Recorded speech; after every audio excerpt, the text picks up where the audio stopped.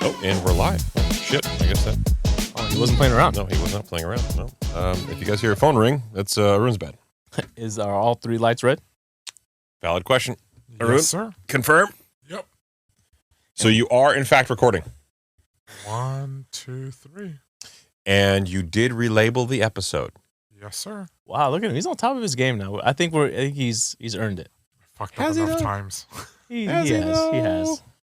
No, I have not. You fucked up twice, bro.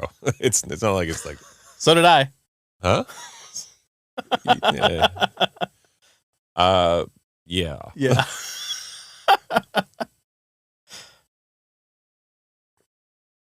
Really? This is It's late night, everybody. Haroon, let's get into the show notes. Can you move to the right, please? Yes, sir. Wait. There you go. All right. Welcome back to the #1 financial literacy podcast in the world where mistakes are part of being human. Sponsored by Saied and Haroon. Yeah. And Because Chris doesn't make any mistakes. Nope. My wife tells me all the time. Yeah. Welcome back to the show, everybody. Sitting next to me is my partner in crime, Chris Nahibi. And unfortunately, my partner in a very, very, very long time, Saied Omar, everybody. Unfortunately for him. Behind the ones and twos, DJ Haroon sporting his new svelte physique, fresh off an evening dinner of chicken and rice. He's a different human. Yes, where did we get the chicken and rice from, Chris? Chili's. It's a place for ribs. I did not eat the chicken and rice from Chili's. Just want to make sure that's on the record. Okay, look, in my defense, here's what happened, okay? I typed in chicken, Okay. right? Everything that came up was fried. I went with the first picture I saw that was not fried, and this was like a grilled chicken. So I got grilled chicken, broccoli, and rice. Right. And then I happened to hit, order. I didn't even look where it was from. And then when I was ordering, I was like, shit, Chili's. Yeah. It's like, that's awkward. But you also said on the record that you'd rather have chicken and rice from Chili's than from Chipotle. Yes. Why? Wow, that was a very aggressive why. He owns stock. You want to talk about your loyalty?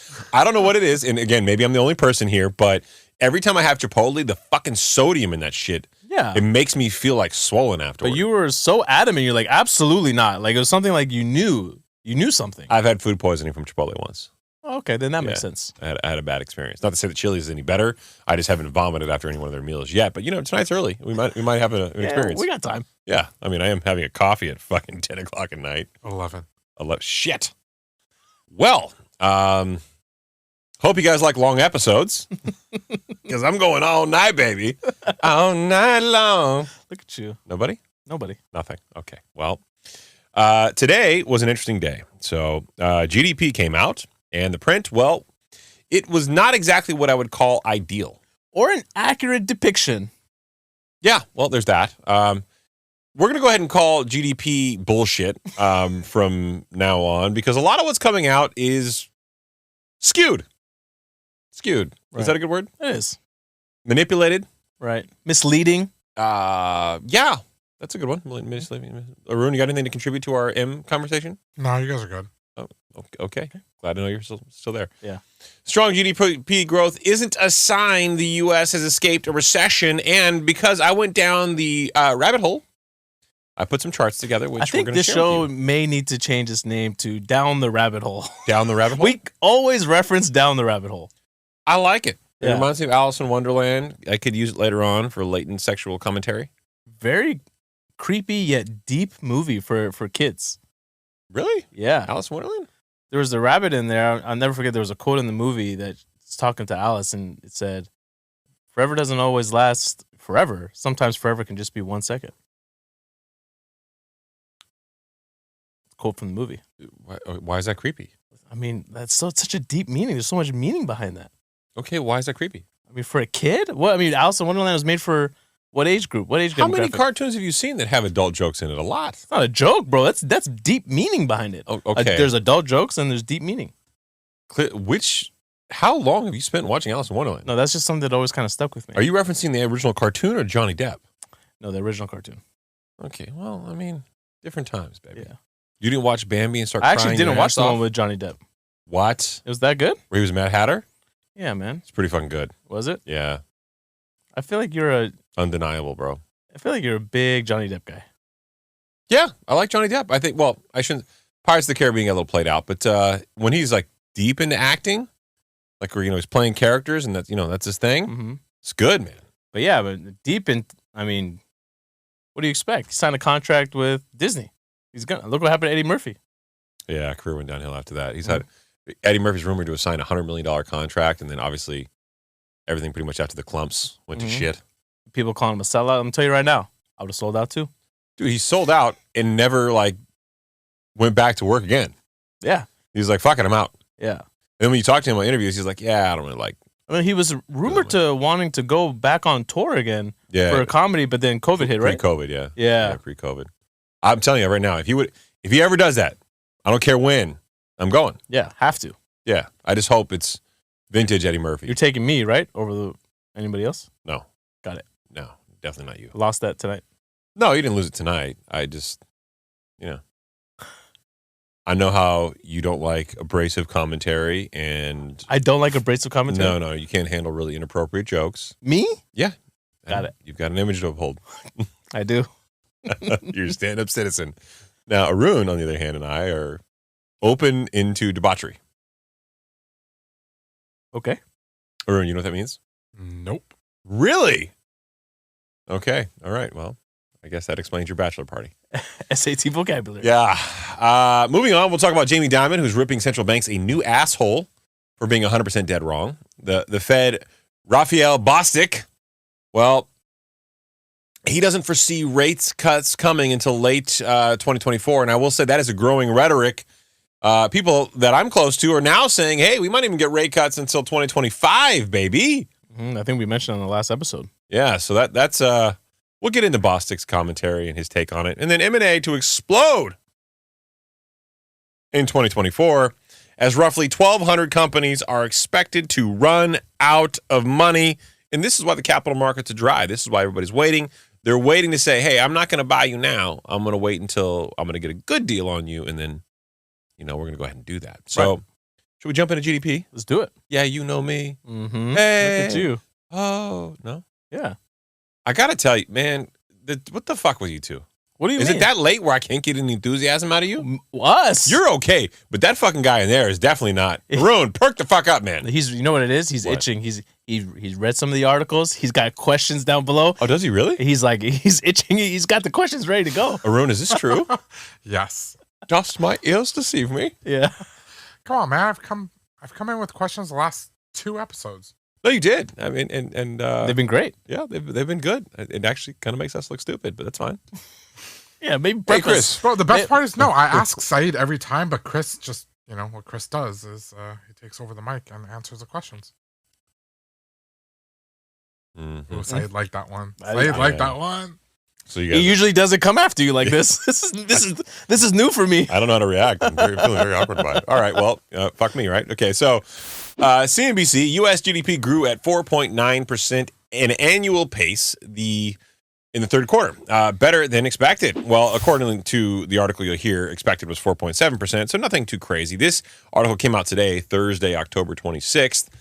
Gross domestic product, the measure of all goods and services produced in the United States, rose to a seasonally adjusted 4.9% annualized pace in the July through September period, up from an unrevised 2.1% pace in the second quarter, the Commerce Department reported Thursday, today, the 26th.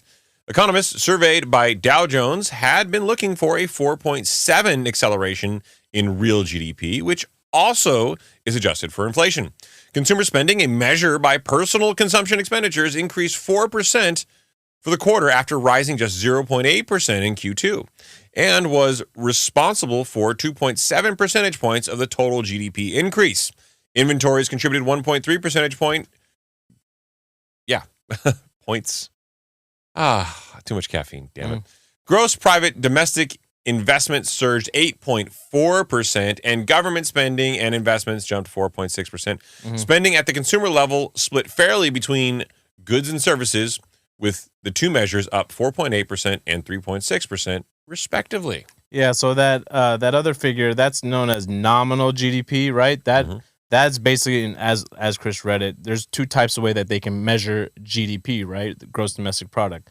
There's one that accounts for inflation, and there's one that doesn't account for inflation. Yeah. Right? That's all that is, really. The way to look at GDP, really, for those that are uninitiated, think of it as just like a big scoreboard, where they're keeping track of all the goods and services that have been, there's been the consumption, government spending, all these things that they're just keeping track of throughout the year. And if it's a positive percentage, then we're in a relatively healthy spot, theoretically, right?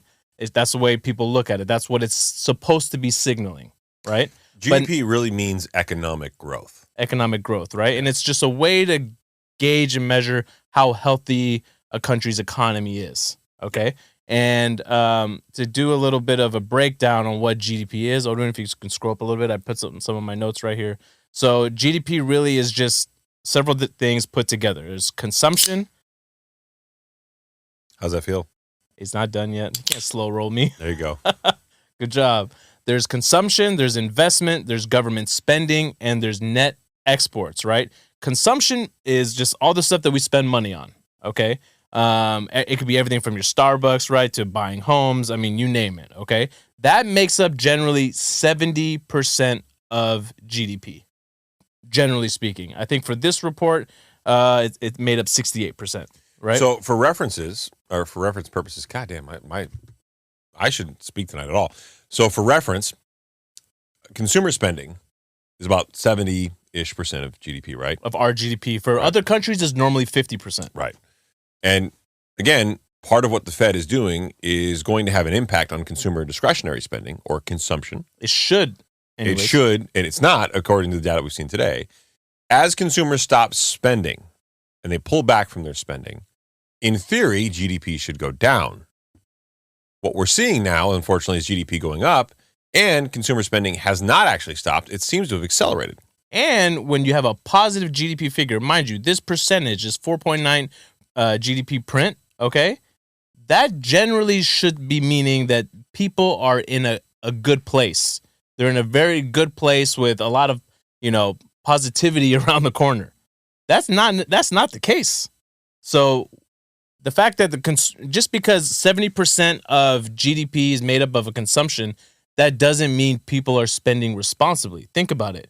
If we're saying credit card debt's hitting all-time highs and GDP is made up of 70% of the report, well, people are relying on their credit to maintain their lifestyles. Did you happen to notice what the two highest spending categories were for consumer spending? I did not. Hospitality and travel. No kidding. Yeah. Oh, it makes sense. Yeah. Yeah, with all those jobs added over the last few months that we kept referencing, right? Yeah, it's wild to me that's the thing that people are spending on, but it's real. It's what they are. So we talked about consumption. Also, another component of GDP, right, is investments, right? That just measures how much businesses spend on things like buildings, land, equipment, and even buying a home. The other component that actually the report alluded to was government spending played a role in this as well. That's when you have local and state, national government spend on things like roads, schools, and defense, right? And lastly is you have your net exports. A lot of countries have a negative number because they bring in more products than they actually send out. Government spending in particular is what I think is partially going to prop up GDP over the coming months, particularly walking into an election year. And if you want to put your tinfoil hat on and get all conspiratorial on this stuff, you could argue that a president in power tends to be reelected during wartime circumstances at a much higher probability. So that combined with wartime efforts also include government spending.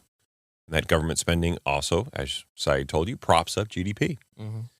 Not saying that's true. That's what's happening. Obviously, there's a lot of geopolitical unrest at the current particular time. But I am saying that these things do have an impact on the economics. Mm-hmm. And they are undeniable. Go walking into what is a November 5th, 2024 election, as you start to hear things, keep that in the back of your mind. How much this actually benefits the political party trying to stay in power. Absolutely. Yeah. Stat that I got that I actually did not know about that I think will surprise you too, was of the last 12 recessions recorded, Okay, remember what's a recession, right? 2 negative quarters of GDP growth, baby. 2 consecutive quarters of negative GDP growth, meaning that this figure that we just reported would be a negative figure, right?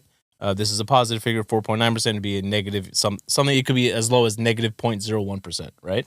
If that's what the National Bureau of Economic Research would declare. Okay? I'm not sure they're still alive. Well, they've been oddly, we said. I think they all got laid off. We haven't checked on them. Yeah, they're all laid off. If you know anybody who works at the National Bureau of Economic Research and you haven't heard from them in some time and you're worried, we are too. I wonder if they're over there like, man, the Fed Reserve has an Instagram account. Does that mean we got to get one now? They're for sure all working from home, remote. Have to. Yeah. They're all got outdoor hobbies. Yeah. Kayaking, hiking. And they're like, you know what? I just don't know if we can call it yet. I'm going to need more time. Yeah, we're going to need more time. So this stat that I got from, again, the guy from Clear Value Tax over there. You love that dude. Love him. He provides great data. He gets straight to the point. So he says the last 12 recessions, the quarter before the recession started, meaning if there's 2 consecutive quarters of negative GDP growth, right? That first one that's negative, the quarter before that has always been a very strong quarter. Okay? On average, they're about 2.6%. That's on average for the last 12. Okay? The average of the next quarter, which is the original or first quarter of negative GDP growth, drops 3.5 percentage points. That's the last 12 on average. So we cited, now that this came out and we know that it's a positive print of 4.9%, and you need 2 consecutive quarters of negative GDP growth to trigger a quote unquote recession by the old definition, because we know the White House no longer sees it that way. No, they're full of shit. That is still the definition. That it should be the definition. Yeah. But we now know, because this is positive now, if the next quarter is, there won't be a declared recession for 2023, right? Well, I have a different take on this. Okay. So, Arun, if you could be so kind as to pull up the 2 comparison charts just there on the bottom. I saw what you did here, by the way. Yeah. So I posted this on social media earlier today with the intention of sharing it with you all here today. For those of you who are not on YouTube right now, you could always go there later on. Follow, subscribe, like, smash some follow buttons or whatever you want to do. Hook up with some of them, yeah. Link. Just hit all the buttons. Yeah. And you can see this for yourself. But if not, don't worry. I'm going to describe it to you. Or you can follow Chris on Instagram. Yeah, there's that. At Chris Nahibi. Yeah. Very easy. Where people love to tell me that my followers are all fake and that you don't exist. So just know that you're not a real person. Why do they attack you so much, dude? It's just because the engagement, we post so much content that not every post gets wild engagement. Yeah. So the haters are always like, oh, dude, you posted this 5 hours ago and only 71 people liked it. So obviously you're fake. Why does this guy sound like a Valley girl? Yeah. I'm just really good at Valley Girl voice. You love that. That's your go-to voice. Yeah. I've been watching a lot of What do you got against them, man? What? What do you got against Valley Girl, Valley Guy? Nothing. I love the voice. It's one of the few voices I can do. Yeah, but when you're referencing in a derogatory way, I feel like there's something here. It used to be that I could do the Indian accent and nobody would care. Can't do that. Or I'd do an Asian accent. Can't do that. Nobody would care. Mm-hmm. And now all the stuff that I'm good at, I'm not allowed to do anymore. So I feel like British. Yeah, really? For whatever reason, people are okay with that. I don't know why. So I don't really like doing the voice. Is it because do it? Is it because they're not oppressed? Is that why? I feel like most people that live in London, as an example. Why? London. They live in, but they don't live in. Why the air quotes? Because I'll tell you why. All the food in London sucks. I've never been, so I don't know. Would you like some bangers in the mash? Some what? Sounds like a fire dish. A bangers in mash. Sounds like an amazing dish. It's like sausage and mashed potatoes for breakfast, bro. Hey, bangers though. Yeah. Would you like some bangers and mash? Yeah, sign me up. If somebody came to me, if a waiter came to me, would you like some bangers and mash? Does it bang? A biscuit and tea. It's a fucking cookie, by the way. Yeah, that's... And glorified hot dog water. Yeah, no thanks. No, I don't like that. It tastes like shite. I don't like it. Anyway. So whatever. But everybody who's in London, they're usually immigrants from other places. When you get to the airport there's a ton of Pakistanis and Indians that live in the country. Oh, yeah. So the best food in the country is not traditional English food in my mind. It's all the cultural impacts. Like there's great Asian food, there's great like Indian food, there's great like tons of great restaurants, but none of them are English, none of them are British. Andrew Schultz has a great joke on this, and I'm not going to say it on this show, but everyone should go look this up. Take some time to go look this up. Wow, you're playing a very safe, narrow box tonight. Yeah. You want to talk about it? You worried about getting canceled or something? Yeah, I'm worried about you getting canceled. Well, I'm getting fucking slaughtered on social media most days of the week. But let's get back to the pictures. Okay, so the first image that I have is U.S. real gross domestic product. This actually came from the CNBC article. And it shows there's 2 quarters of successive negative GDP growth going back from Q1 of 2022 to Q2 of 2022. And we said in July when this data was reported, around the same time that the White House, kind of end of June, early July of 2022, the White House came out and said, hey, 2 successive quarters of negative GDP growth is not technically the definition of a recession. Mm-hmm. And they tried to thwart the National Bureau of Economic Research being concerned. What was funny about that is the National Bureau of Economic Research typically doesn't even react until 12 to 18 months after a dip in 2 successful quarters like this. They usually wait and look at all the data, and they declare a recession retroactively. So now let's ask the follow-up question. Why would the White House want to do this? Because they didn't want the rhetoric of us being in a bad economy. Keep in mind, the White House and, frankly, the government, far beyond the White House, the House, the Senate, they'd all approved these unprecedented stimulus packages that went out to everybody. And the Fed had acted late. And let's be honest, there's a huge amount of political unrest. There's extremism. There's, the extreme Republicans and extreme Democrats. You could say the left or the right, whatever you want to say these days. It doesn't matter. And people are trying to really fight to stay in power. Right. I would just ask everyone to think of it this way, too. If the Federal Reserve is out here trying to perform quantitative tightening, meaning they're trying to pull money out of the system because that ultimately will help reduce inflation, right? That's their goal. If they've been attempting to do that for the last year and a half, close to 2 years, how in the world can we have such a positive GDP print, right? That should be alarming and concerning for everyone when the very nature of the thing that they're trying to control, they have not been able to control. The latest internet troll that attacked me was suggesting that we have devalued the currency, and as a result of that, things will just gradually cost more and more over time. And I would say that's probably a very narrow view of a much bigger problem. Yes. I don't think we've devalued the currency as much as real wages have not kept up with real inflation. And you can argue that's devaluation of the currency, and I think there's some truth to that. But when you start to go back through recessionary economies where things like the value of a dollar have gone up and down, the problem is when you look at something as a comparison, and we typically use it as a proxy, home values have far outpaced wage growth. Yes. Right? So GDP, gross domestic product, to gross domestic income is an interesting ratio where they're actually moving separate ways now. Yeah. GDI, gross domestic income, is actually going down while gross domestic product is going up. And that's really what I believe. Was it the National Bureau of Economic Research or was it the White House that's what they tried to cite as when they average out the 2, then it was actually a positive figure. But I had never seen them really do this before. That was the White House's spin on one metric. Now, I will say the last 10 recessions were declared after 2 successive quarters of negative GDP growth. And the whole GDI versus GDP debate, which the White House is now trying to put in play, has never really been relevant or at the forefront of anybody's ideas. Whether the National Bureau of Economic Research really relies on that or not, we will soon see, I would imagine. But the reason why I brought this chart up is it shows you Q1, Q2, negative GDP growth. And then after that, you've seen GDP kind of flat and then trailing down up until this quarter's print, which was at 4.9%. Clearly almost double what the previous prints had been. But when you look at it over the scope of the history of the United States, going back several years, in this case to about, call it 2005, 2004. Actually, I have a chart if Odin wants to pull it up so you can actually reference it. It's down a little bit further on. Right there, the first one. Goes back 10 years. Yeah, effectively the same chart. But what's interesting about this is when you look at the U.S. gross domestic product, you'll see that after 2 successive quarters of negative GDP growth, it is not uncommon to see these blips up like this, even in a recessionary economy. Right. So for people to go, oh, okay, hey, this is indicative of the fact that we're not in a recession currently right now, I would say no.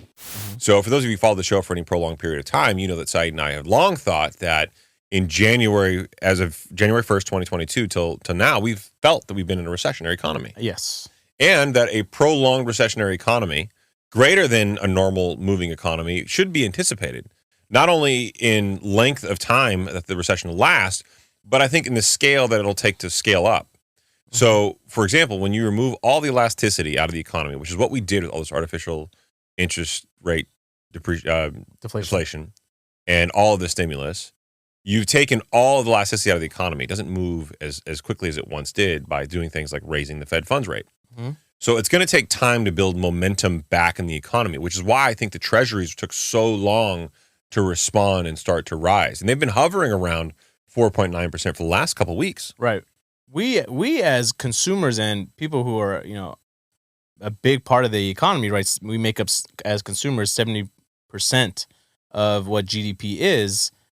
You got to know on your day-to-day spending whether you feel like you're in a recession or not, right? We've all felt the impacts. We talk about savings. In this report, the savings rate also came down from Q2 last year. The savings rate, the rate at which people save, came down from 5.2% to now 3.8%.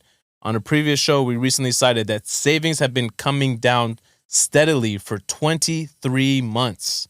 I'm sure now it's 24 months, 2 years, right? Yeah, no doubt it's 24 months. The San Francisco Fed is the one that came out and reported that. So that in and of itself right there should let you know for 24 months, saving rate has been coming down, right? You should be feeling the impacts. Wait, saving rates are coming down.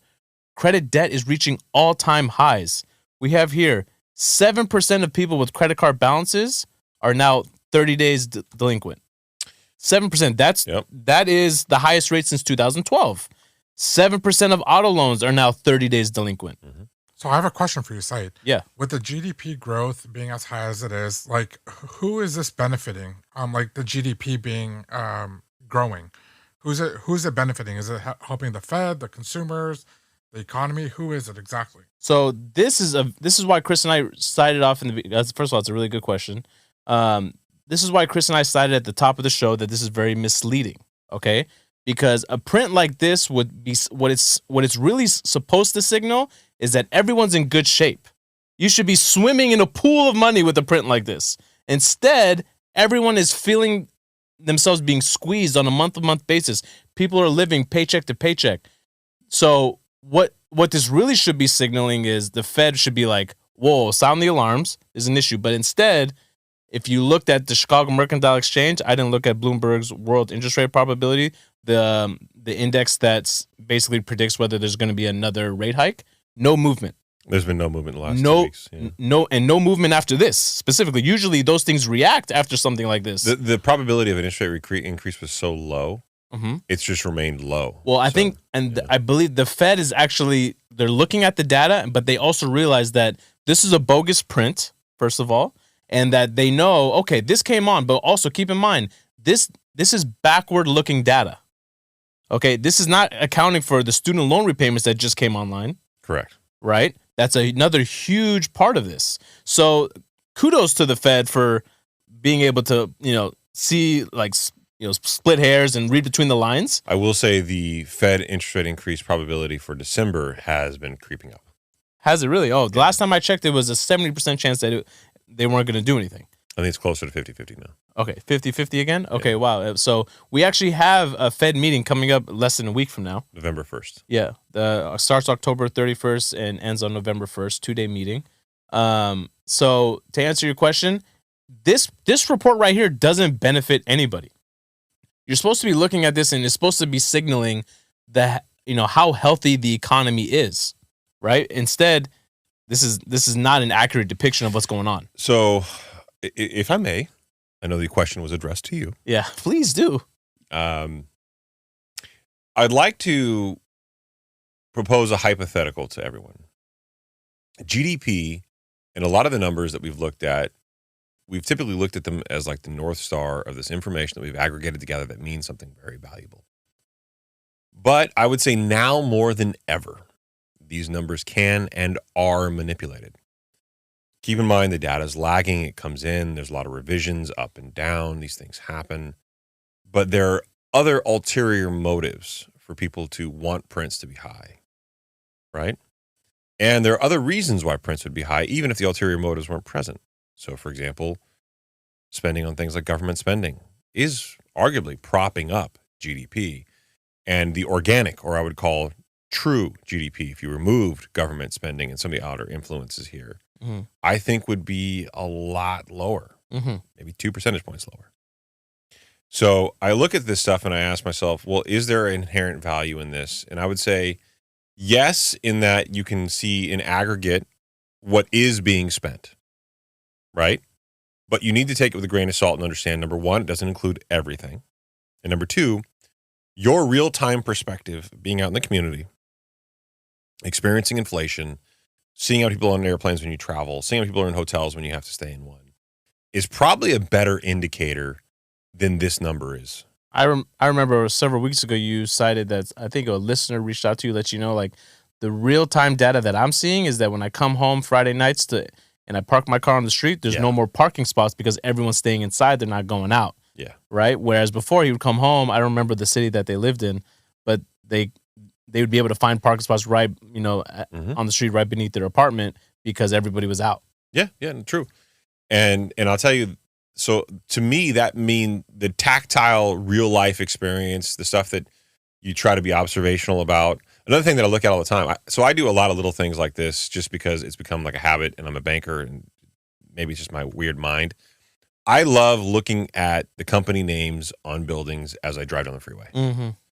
And it never ceases to amaze me how many companies, both small cap, mid cap, large companies, mom and pops, these names of companies you see as you drive by, and you think to yourselves, like, there's employees there. There's business expenses, operating expenses, there's banking relationships, there's lending. I mean, there's all sorts of things that are going on in these little economic worlds that are these companies. Right. But it's amazing to me to see how many of those names change over the years. Oh, okay. And they do change. And I think something like that is a much more tactile, real world experience of what the economy looks like. You're seeing a lot of the lenders, a lot of the mortgage lenders that were used to be on these signs, they're going away. And you're seeing a lot of those signs change. I can imagine that when you see the First Republic signs come down and Chase go up, that's a big change, right? And an entity that was big and independent has now got absorbed by a bigger one, which kind of leads into the M&A conversation later on in the episode. But I look at GDP and these numbers as just one factor, but there are several other factors that are more important in kind of the grand scheme of things. And what I'll tell you is I still adamantly believe that we've been in a recession. And I think that a lot of what we've experienced since then have been indications of recession. We'll see what the National Bureau of Economic Research says. But that's why I find the commentary and the rhetoric in the media about, ooh, are we going to have a recession? Oh, Chase no longer feels like we're in a recession, or Schwab says this, and all these economists say that. And I look at it and I think to myself, okay, well, why are we still debating whether or not we're going to have a recession? Yeah. We know the National Bureau of Economic Research declares it afterward. Right. We know that typically the metric is 2 successive quarters of negative GDP growth, which we had. Why are we ignoring that? Right. What do people think is going to happen where we go, oh, shit, we're in a recession? There's going to be 2 more quarters of negative GDP growth. Guess what? The White House will probably put out another letter saying, no. It's really the average of GDI, gross domestic income, and gross domestic product, and those numbers are positive. So this is not the case. Yeah, because wages now are finally reaching a point where they're outpacing inflation. Right? And if politically we thought that the Democrats, and I'm just using an example, so nobody get all Republican on me, but if the Democrats released the letter from the White House in July of 2022, trying to prevent 2 successive quarters of negative GDP growth of being a recessionary economy, what do you think they're going to do if we have 2 successive quarters of negative GDP growth in an election year? I'm pretty sure you're going to get a letter from them saying, like, this is not a recession. Right. So I look at all this and I think to myself, okay, so there's not like, who's going to be the arbiter of a recession other than the National Bureau of Economic Research, which has been silent. We're never going to get the answer to these questions, these articles, this clickbait bullshit. Right. And it's just using people's fear against them to get them to read an article. Exactly. And the other thing to keep in mind here, we just got done citing the Chicago Mercantile Exchange and the Bloomberg World Interest Rate Probability that has not budged for the upcoming meeting, okay? Meaning they're not going to raise rates in the next week or so. By the time this episode comes out, maybe, right? If the economy was booming like a 4.9% GDP growth rate represents, the Fed would raise interest rates, because all that would mean is there's a resurgence in inflation and it's going to spike again. But they're not going to. That should be telling enough that even the Fed's looking at this and saying, I call BS. Well, because the treasuries indicate something else. The treasuries indicate a completely different market. And I think if you look at the 10-year treasury, which we talked about obviously a lot in the show, I think the Fed is freaked out, because you can't have the Fed funds target rate move up as quickly as it did and then have the 10-year treasuries rise quickly too, without putting monumental strain on the system that's now out of their control. Even if they were to cut rates, right, it isn't going to necessarily drive the 10-year down immediately. You know, a lot of that is based off of kind of the behavioral economics piece in the market and their perception. So it's an interesting time, to your point, and don't take our word for it.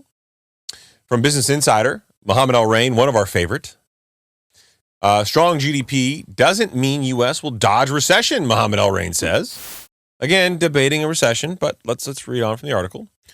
What we should not do is take this as a signal of the all clear for 2024, El-Erian said on CNBC's Squawk Box on Thursday. As you know, I've always pushed back on the notion that we would have a recession in 2023. I'm a little worried about 2024.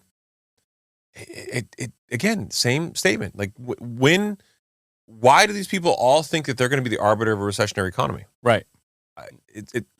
Does it matter if it starts at the end of 2023 or 2024? We're headed in. Look, at the end of the day, the longer this takes to play out just means that we were in that much worse of a shape, and it could strike an even harder landing. I think the Fed knew that, though. I think the Fed knew that, and that's why they're saying rates are going to be held higher for longer. I think that's exactly why they're saying it, but they don't want to scare the general public by saying, look, not only are we in a recession, but we know that we've got a long way to go to correct it, because we spent 14 years in this weird, nebulous, unbelievably liquid period of time where people were pumping money into the economy. But they said it without saying it, right? We've routinely said on the show. That's why people should be tuning into the higher standard to get the full breakdown. No bias. Yeah. We break down the summary of economic projections that they lay out. Yep. So he might dance around some of the questions at the post-game press conference, he being Jerome Powell, right? Because Neil Kashkari is not going to step up and do it for him. No, alopecia ain't going to do that. No, he ain't going to do that. No. Right? So, but what they do is in the summary of economic projections clearly states out this is going to take until 2025. Forget about 2024. We're aiming to 2025. And that is the rhetoric now, as we're hearing people say, well, what if they don't cut rates in 2024 at all? And that seems to be a possibility. So boosting concerns are the rising U.S. deficit and a rising number of bankruptcies, as well as an economy that is seeing inflation hugging 4%. But strong retail sales numbers and a blowout September jobs report have led many investors to flip to the non-recession camp. That jobs report that Chris just referenced, that's the one where they added 336,000 jobs. Yeah, well ahead of expectations. While the GDP numbers underscore U.S. exceptionalism, El-Erian said, high interest rates are impacting all corners of the economy, and that's something to watch out for. Quoting again from Mohammed El-Erian, we have first the rundown in savings. That's a big issue, he said. Secondly, what's been happening in the interest rate market is really problematic. It's problematic for businesses. It's problematic for governments, for the Fed. It's problematic for households.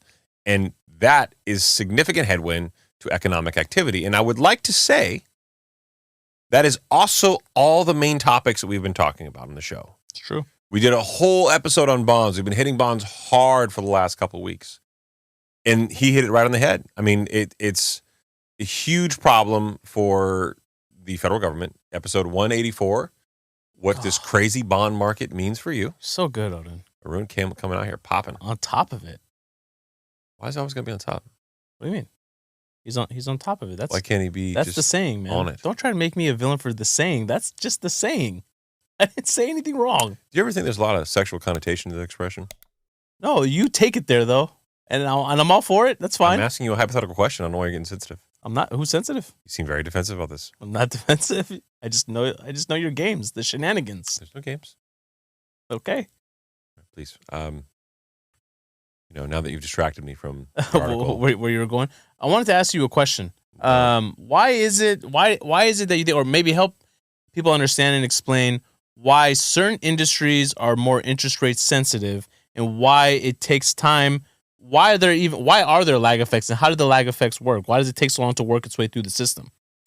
Wow, that's a complex question. So every company that's smart and prudent with their money has lines of credit, for example, right? Leverage is kind of the core of how the system works. And people might be saying, okay, well, why? If you're flush with cash, would you have lines of credit? Because you can write off things like interest in some circumstances. You can better use your cash position to do things like make more money.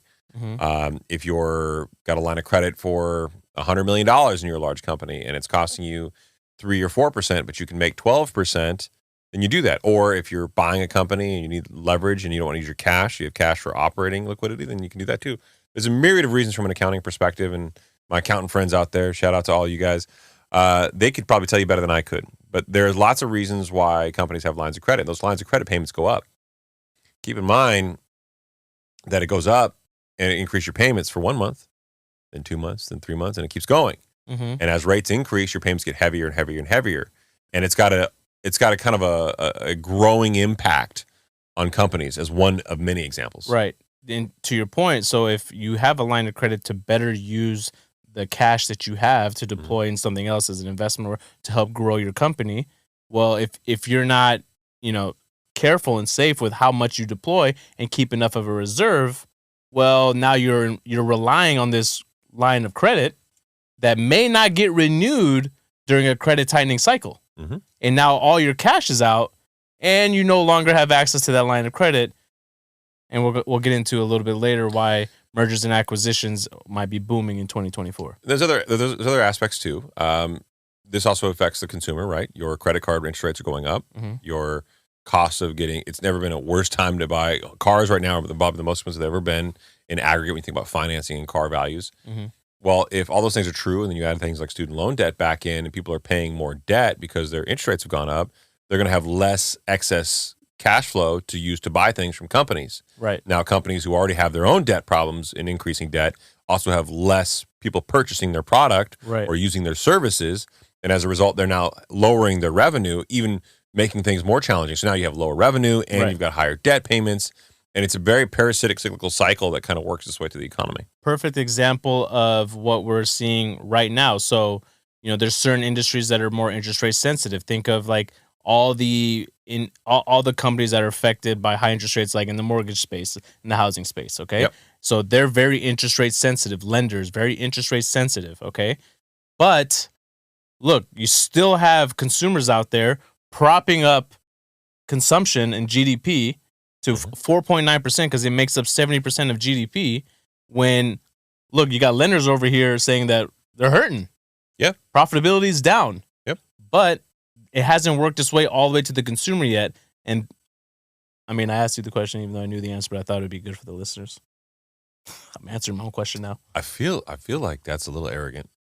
I just felt like you didn't hit some of the topics I wanted to touch on. I didn't say you didn't. You weren't right. Haroon, you wanna tell him? He's being arrogant. Villain. What? Bro, you set him up to fail. You did, yeah.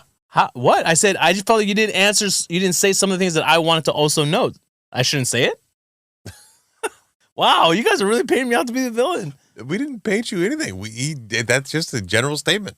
Okay, I'm sorry. I accept your apology. Something tells me it's not sincere because you're shaking your head no right now. I was really trying to be helpful for the listener. That's cool. I mean, you could have like, segued into like, so you didn't have to be like, well, you didn't answer that shit the way I wanted you to, so let me. No, I said there was also another point, but okay. I'm sorry, Christopher. Would you like some table salt with your saltiness? No, you're salty. Chris, just sit back. Sorry, take it away. Yeah, go ahead. Oh, wait. Go ahead. No, you still have more to go on Mohammaed El-Erian. No, I'm good. Yeah? Yep, good. Yeah, okay. So this from Jamie Dimon now from CNBC. Jamie Dimon rips central banks for being 100% dead wrong on economic forecasts. JP Morgan Chase CEO Jamie Dimon on Tuesday warned about the dangers of locking in an outlook about the economy. He says, prepare for possibilities and probabilities, not calling one course of action, since I've never seen anyone call it. The head of the largest U.S. bank by assets said while he was in Saudi Arabia. What are your thoughts on that? Did you have any thoughts you wanted me to hit before I start speaking? No. Who's the salty one? I just want to make sure that I'm not Jeez, man. falling short of your expectation. No, man. You sure? Yep, sure. You okay? Is there any No. Is there like a bullet pointed list of topics that I should cover in response to that question? No, man. Okay. Well, that's good for Jamie. Damn, Jamie, cut short. So look, economists are often wrong. Okay, there's a lot of criticism, I think, on the interwebs, social media about, economists they're wrong more than they're right. Well, yeah, they've been wrong a lot, and there's a lot of people all over the spectrum from an educated standpoint that guess. And that's what economists do, is they try to use data to provide their best possible guess of what is likely to happen. I don't look at that as a bad thing. I look at it as look, you got a lot of educated people who have subject matter expertise, who take personal pride in studying a topic or a space, a sector, and formulating an informed opinion. And in some cases, like the central banks, they have been, in fact, 100% dead wrong on some of their economic forecasts. So to his point, you do have to take it with a grain of salt. Now, I would say Chase has been wrong. Bank of America has been wrong. A lot of people are wrong. But unprecedented stimulus has unprecedented endings.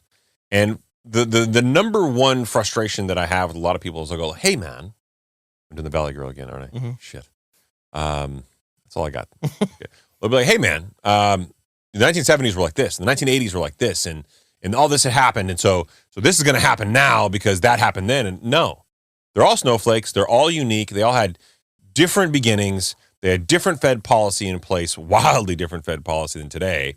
And they had different political climates. They had different geopolitical climates. There's a lot that was different in every one of these scenarios. And they're never going to react quite the same. All you can do is take these past set of circumstances and try to button up what you can for the next economy that comes along. Using the banking sector as a proxy for a bigger problem, well, leading into the Great Recession, it was mortgage defaults and securitized, hybridized, synthetic mortgage-backed securities in the secondary market that all defaulted. Well, now more than ever, credit is a strong position for most banks across the country. That is not what's leading the way. There was a full deposit run, on banks that had nothing to do with them having, quote, bad assets. It had to do with them having assets that were underwater because there was interest rate increases, which caused their assets, which they bought for long-term yields, to be worth less, right? Arguably, all the loans that were made in the last 14 years are now underwater relative to market. So all banks have this problem. No bank, even the globally systematic important banks, Chase, Wells, B of A, Citi, they all have these same problems. So yet we still had runs on deposit. It shows you the danger of social media and these hard and fast rhetorics. Why anybody thought, okay, just because this person got on social media and said, hey, get all your money out of there right away, they're going to fail. Why do we take people's, Bill Ackman has been on the news lately talking about bonds. He's never talked about bonds in his life. Right. And now people are taking him as like the bond expert. But to that same point, it's also dangerous the other way. It's dangerous for talking heads to be out here preaching optimism, preaching that the economy is still resilient. So when he says also there's dangers in locking in an outlook, there's dangers in saying take your money out of that bank, but there's also dangers for consumers out there that are listening to a talking head saying that the consumer's resilient, economy's booming. Look, Janet Yellen said 4.9% is great. Mm-hmm. So there's also dangers on Janet Yellen. So grain of salt. Yeah, but when you got a title like that she has, there's some people that are going to listen to that. So are you then subtly advocating for the fact that Jerome Powell, who fancies himself the most communicative Fed secretary we've had, has been communicating in a way that sounds kind of cryptic as being for a reason? Yeah, for sure. He hasn't taken a side because he knows. We've talked about it on the show plenty of times. He can't lean too far any one way because if he, like you said earlier, if he recognizes that we're in a recession, that could create all type of public outcry, right? There could be hysteria out there. Also, to the same token, if he comes out and preaches optimism saying, look, we could very well stop right here and not have another interest rate hike. And he might very well know that. But if he comes out and says that, then we've mentioned how that would signal we're now in phase 2 of this 3-phase approach. And people might go out there and still continue to spend thinking cuts are just right around the corner, which could ultimately have a resurgence in inflation. So he knows the weight of his words, and he can't take a strong position.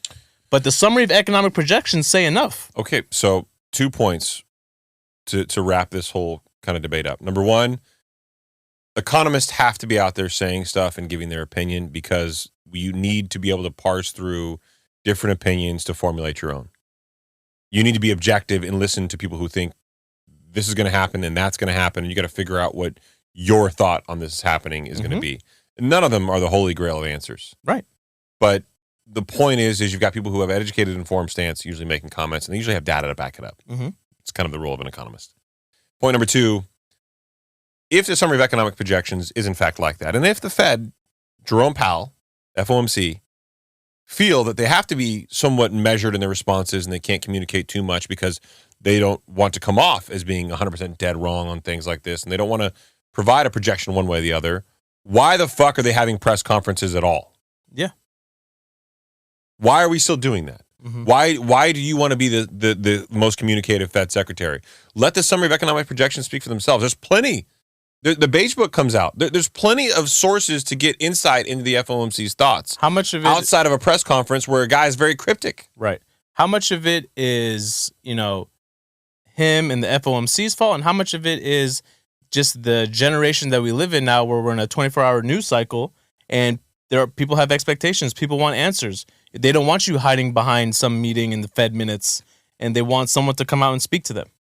I mean, if people are demanding that, like we want answers. We want to hear what just happened in your meeting. Okay, well, that's fine. But here's the problem with that, is I don't think that he's given the real a great example of this, and I'm going to continue to go back to this time and time again.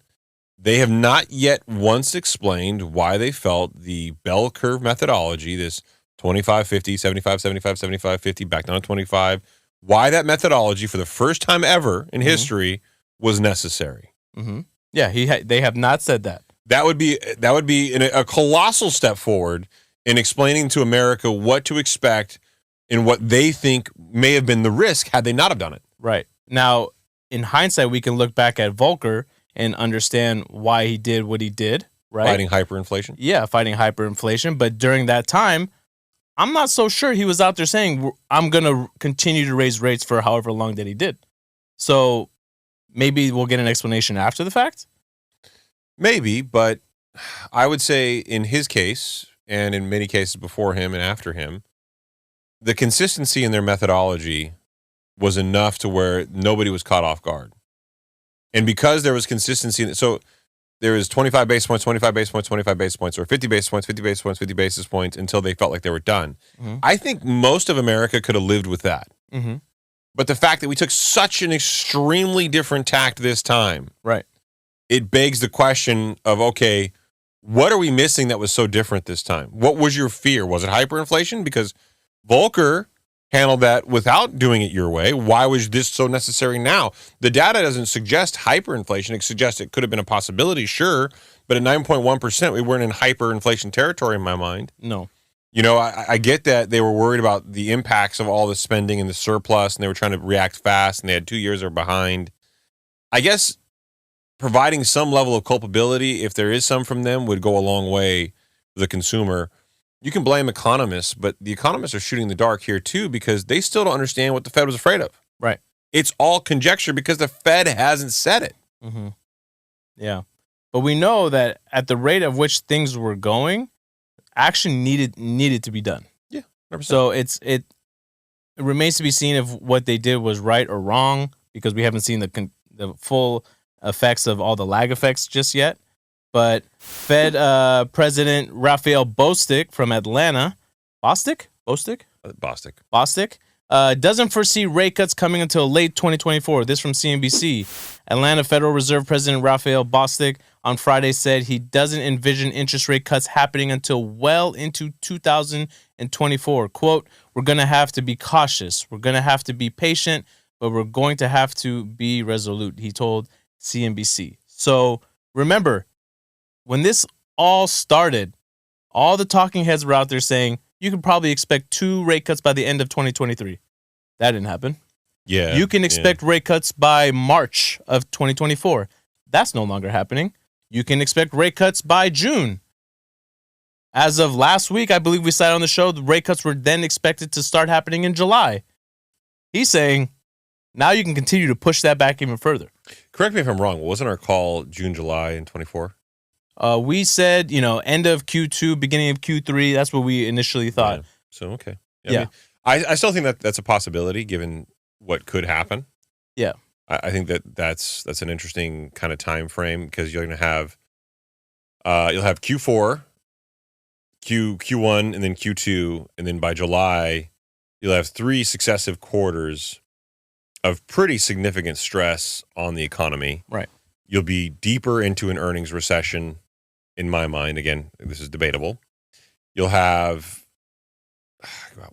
flatlining profits in the banking sector. Holiday spending will be behind you. You're going to go into what would otherwise be a big couple of months for normal real estate markets in the June, July. People move during the summer because, the kids going to school.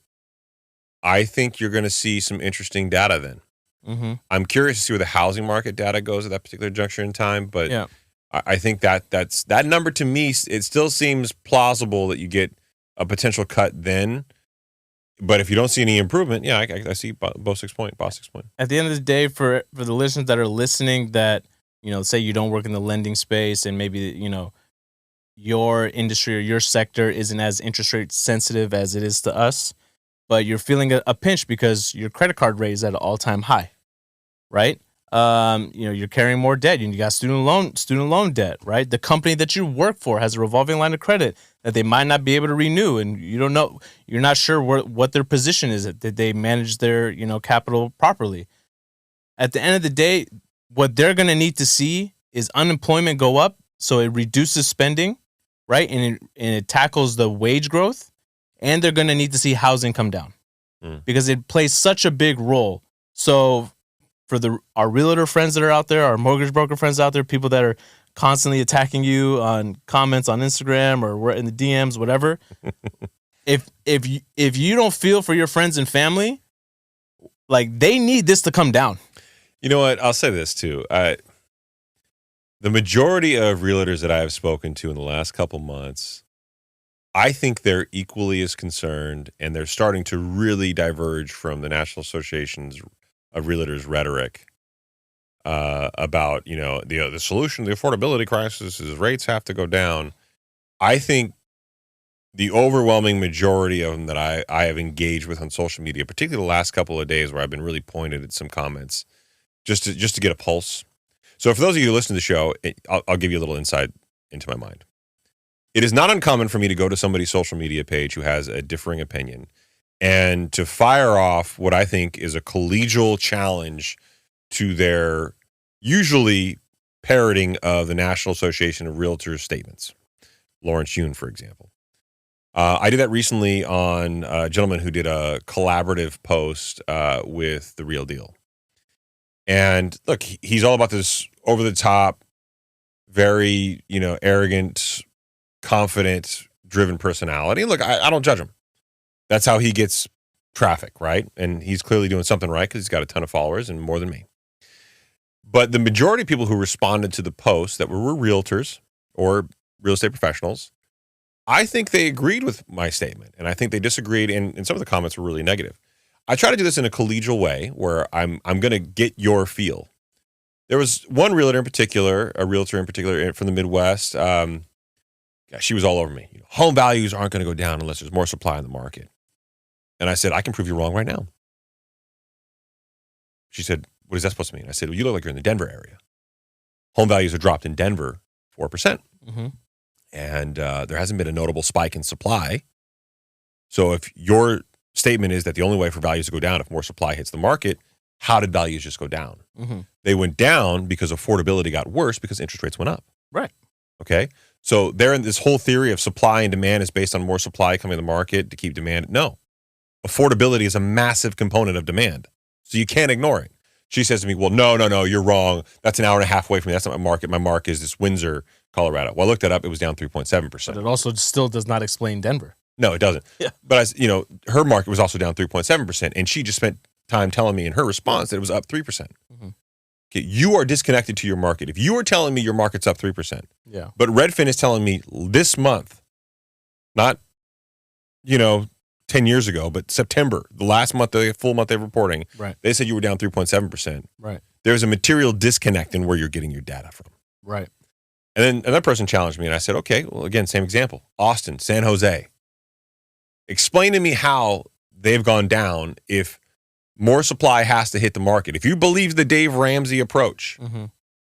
and, the supply and demand is a core basis of values. And if there's not enough supply, demand will always keep values up. That is fundamentally incorrect. And we've been saying it over and over and over again. And now that the markets are rolling in mm-hmm. with values having gone down, a lot of realtors are coming to like, wait a minute. Okay, something's wrong. This rhetoric's wrong. So I'll give them credit that they're right. But there are always those who feel like they can look at the macro picture. Right. Home values always go up over the course of 10, 20 years. Yeah, sure. Yeah. That's probably true. Mm-hmm. That's probably a fair statement. But here's what I'll say to you. Just because we say now is not the time to buy doesn't mean we say, hey, don't ever buy. Right. We're saying be thoughtful, be pragmatic. If you want to wait a little bit longer, you're probably going to be in better circumstances, mm-hmm. better set of circumstances. If you need the home right now, buy now. If you find a property that cash flows with some potential downside rent exposure, buy now. Fine. Sure.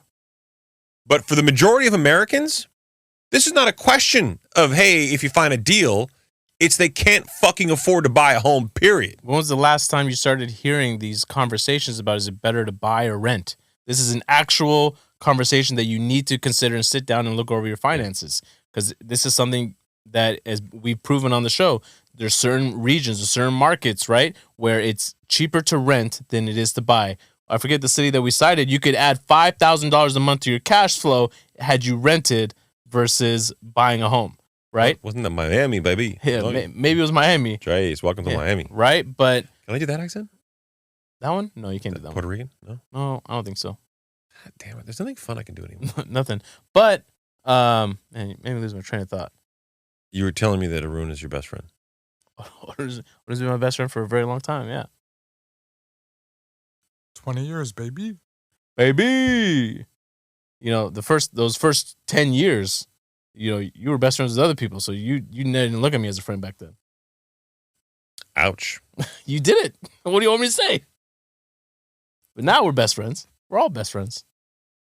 Circle of trust. Wolfpack. Circle. I can't make it. Is it though? Yeah, why? It's not? I don't know. Sometimes I feel like, not so much. Oh, I'm sorry. I don't feel the love. I'll give you some love, man. I'm feeling a little violated. I feel like you need a hug. I do need a hug. Are you going to give him a hug now? Last No. episode you didn't? Okay. No, I gave you the kiss and the hug. By the way, I owe you one today too as well. Yes, sir. Keep the momentum going. You came in with a mood today. Man, I've been up since 6 o'clock in the morning. I've been up since 5:30 in the morning. I was in the office by like 6:30-ish. I got dressed super quick. And the vibe was off all day, man. It was a lot. I had nonstop meetings today. Yeah. And then I did the earnings call in the morning. So, yeah. Yeah, this got to be frustrating. We were doing Halloween decorations because we got the kids coming for the Halloween parade. So that Tomorrow, yeah. I'm excited for that. That was a lot of fun. You bring in Carter, right? Yeah, he'll be there too. I think my wife, my wife's going to make him do homework in my office. Make him do homework? He's a 4.5-year-old. On a Friday? He does homework every day. He's in Kumon. Yeah. He's so, good. How many pages? I used it's to work not a lot. I used to work at Kumon. I Did graduated you really? from the program. Math and reading. Your sister did too. Yeah. Yeah. Well, he's in Kumon and he's got 2 books. He's not doing the math portion anymore because he's pretty good at math. He doesn't really need the help. But it also makes kids like smartasses. I remember I knew I was like way ahead in math growing up in grade school. And I'd be constantly, the teacher would be teaching, and I'd be like, you don't got to do that step. And she'd be like, please, can I teach the class? have you ever considered that maybe you were the smartass? I was, yeah. I was a smartass. In your defense, though, my son has been a real smartass lately. Come on, man. It's been. I looked at my wife the other day. I'm like, when the fuck did he give me like this teenager smartass attitude? I mean, when does this start happening? Damn, I wonder where he got it from. Don't do that. I'm like, son, it's time to Bro, take it back. don't call Joanna like that, man. What? That's rude, Saied. I would never say that, but Joanna's the angel in the family, bro. talking about? Comparatively, yeah. I'm like, hey, son, it's time to take a bath. He goes, no. I go when mommy says go. I'm like, what do you mean no? He goes, I want to take a shower. And I go, okay, we'll take a shower. He goes, you have to take it with me. I'm like, no. He's like, then I'm not taking one. Man. I'm like, what do you mean you're not taking one? He's like, I don't want to. You know what he said, right? He's like, my name's on your arm. You listen to me. I hadn't thought about that. That's true. I own you. You know he's going to say that to you one day. Yeah, maybe. That was funny. So I remember what I was going to say back to that whole real estate market and the realtors. So these positive figures that you're hearing that are getting reported on these headlines, this is why the headlines are clickbaity, right? Those are national averages. Okay, so when it comes to real estate markets, these things are regional. It's different. What happens in San Jose is not going to be the same thing that happens in Oklahoma or somewhere in the Midwest. Okay, And it doesn't all have to happen at the same time. exactly. Yeah. It doesn't. And remember, so if it is, keep in mind, it's really unaffordable over here out on the West Coast. Okay, what do people have to do to buy a home? They're going to have to move. So maybe they're going to a market and overpaying over there somewhere where they could buy a home. Who knows the reason? Can right? I paint a picture? Yeah. We saw a lot of migration out of major metropolitan areas, and you read the article not too long ago on the show about downtowns dying. Yes. So there's been a mass outflow, I would say, from most major metropolitan areas, but that also has an added economic benefit to most families or consumers because they can buy homes at cheaper values than they otherwise would in these metropolitan areas, which are much more dense. So because of that, the work from home concept and working remotely became a very big plus to helping them do that. That's what I was going to say. That's the one aspect of working remotely that I feel like I hope people out there some people can still do, because it allows them the opportunity to buy a home somewhere further and, start these memories with their family inside a home. But have you ever considered that as an underlying stimulus has been the impetus for some significant economic change that we've not yet accounted for? Absolutely, yeah. So you're seeing the valuations across the country change. Like the realtor, I keep saying realtor, the realtor from Windsor who attacked me, who felt that her market was up 3%. Maybe she feels that way because she's got more people going into her market than leaving her market than she had historically, because over the course of the last 20 years, more people left to go look for jobs in bigger cities or commuted. Right. And that was harder to do, particularly for families, right? So maybe these smaller towns are going to see growth while larger towns see the opposite. Larger towns see the opposite. Also, asking rent in some of these larger towns will probably come down because they have more multifamily units coming online. But maybe asking rent for an apartment unit in a city like that's maybe a smaller market that doesn't have a lot of multifamily units coming online, maybe that goes up.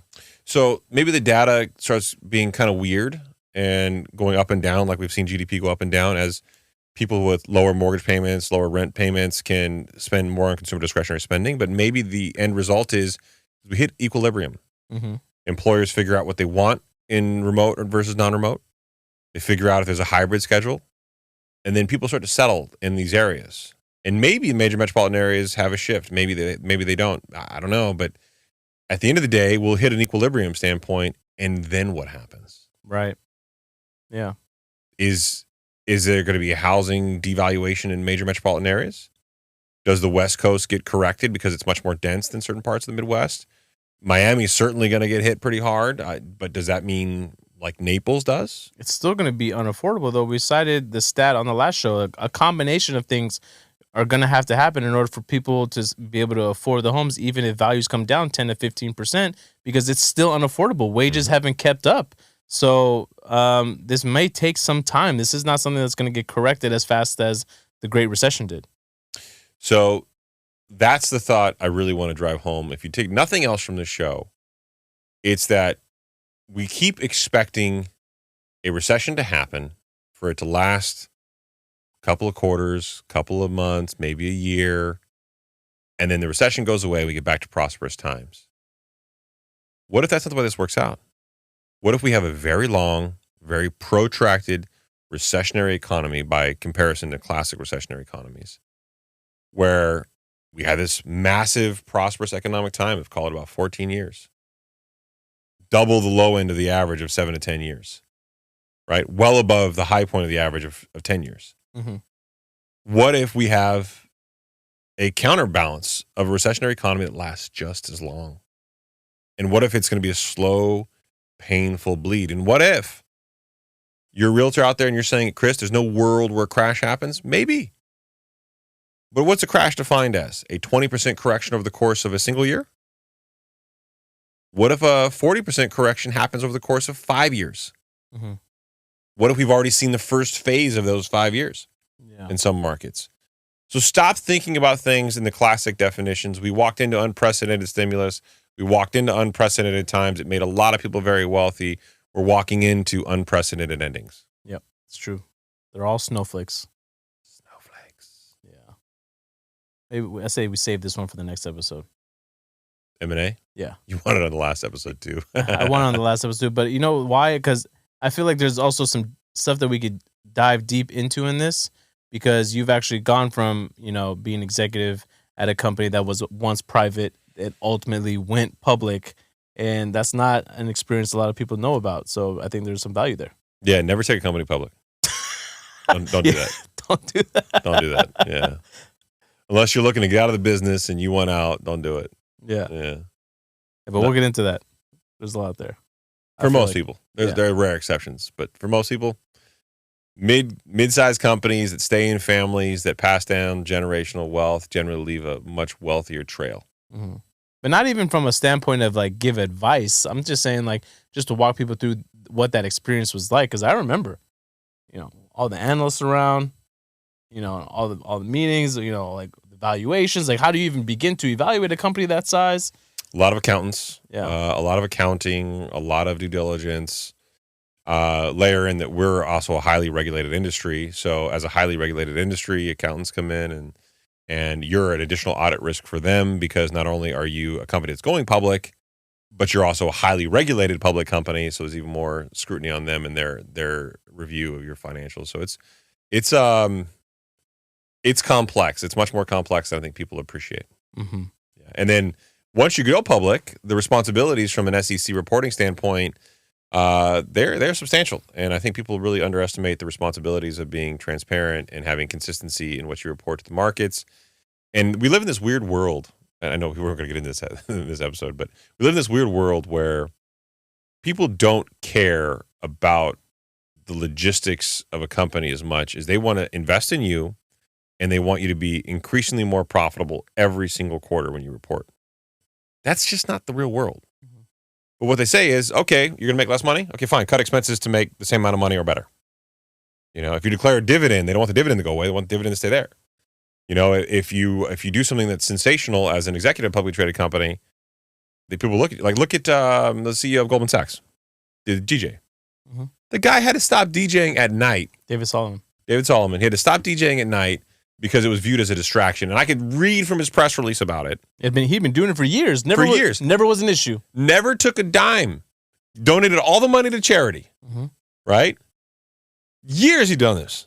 It was a hobby, a passionate hobby. It had to be a passion project, right? Because you're doing this at night, whatever. And somehow he had to write a statement, issue a press release saying that he was stopping that immediately because it was a, quote, distraction to the core banking franchise. And that took place at a board level. Yeah. Someone's going to say, hey, it's got media traction, and somebody in the board meeting is going to have this conversation. That wouldn't happen at a private company. Yeah. I mean, that also wouldn't have happened at a time when there wasn't a 24-hour news cycle. Imagine if there was a 24-hour news cycle back in the day when Jordan was playing and he was gambling, and let's say he lost a couple games. He'd be like, what's going on? We saw you at the casino last night till 5 o'clock in the morning. Yeah. That is the rumor why he eventually retired the first time, is because of his gambling problem. The NBA caught on to it and said, look, you got two choices. Either we can expose this and blow it up, or you can retire for a predetermined period of time, which is why he ultimately came back after playing with the White Sox for some time. Allegedly. Like tinfoil hats. Yeah, that's not very tinfoily. That's kind of know that happened. You can read between the lines. Yeah. All right, Odin, you got anything else? By the way, great question tonight. Thank you, sir. You guys answered all the other questions I had. We hit 900 followers or subscribers on YouTube. Yeah, thank you, everyone. Which is still a small percentage of you listeners out there. So if you haven't, go over to YouTube, subscribe to the channel. It really helps us out. Like, comment, ring that notification bell. Also, if you listen on Apple or Spotify, leave us an honest 5-star review. It goes a long way. We really appreciate it. We share the review as soon as it comes in, and it means a lot to us. I'd like to point out, if you don't actually comment or engage, you are seen to be a fake follower. At least that's what people keep telling me anyway. Yeah, we can't be seen as friends. I feel like you're talking specifically to me now. No, I'm talking to the listener. Well, you were looking at him. You were looking at me. Oh, I wanted you to also chime in. Do you see them as your friend if they don't leave a comment or a review? Yes, I do. You really? Yeah, I love all of you. Are you happy with that answer, Saied? No, I'm not. But it's okay. He just wants to play devil advocate with me tonight. He's in a bad mood. I'm not in a bad mood. I'm tired. I'm very tired. Very tired. Yeah. Yeah. All right, Odin, you got anything else? Nope. Midnight. All right, midnight. Yeah, that's right. Late recording. Call it? You know, people probably don't know this. The original podcast cover that we still have on the show today, the blue one, Yes. was modeled after the Midnight Miracle podcast that Dave Chappelle and Talib Kweli and Mos Def, also known as Yassine Bey, they were hosting. And I think it's still going on. They changed the cover since then, but the original cover was the original inspiration for our album cover. The irony is I'm pretty sure they don't record their podcast at midnight, and it's a fucking miracle because we do. Well done. Way to tie it all together. Yeah, thank you. That's awesome. Maybe the next album cover, Odin should be on it. We're going to need professional photos of him, but he's been going through his weight loss journey. He Quick can't question wear, for can't both wear of you flannels. What? We're 11 episodes away from 200. I know, Anything special? right? 200. Pop some bottles. I was going to do mine in the nude. Oh, Yeah? Or pop some bottles. Yeah, I guess. Yeah, sure. I'm good with that. We weren't going to do it. Yeah, we can do it. Pop some bottles and then We'll do a get special nude. Patreon episode. I thought it was going to be the 200 would be the number 2 that Haroon would be holding, and then our belly buttons. That would make sense. Right? I feel like you really stretched that out. Whoa. Get that there. I don't know what you're doing. Oh, wow. It's wildly inappropriate. I would never stretch out your belly button. That's not what I was saying. All right. Good night, everybody. Totally what you said. Haroon, you got that too, right? Yup. Yep. Bye.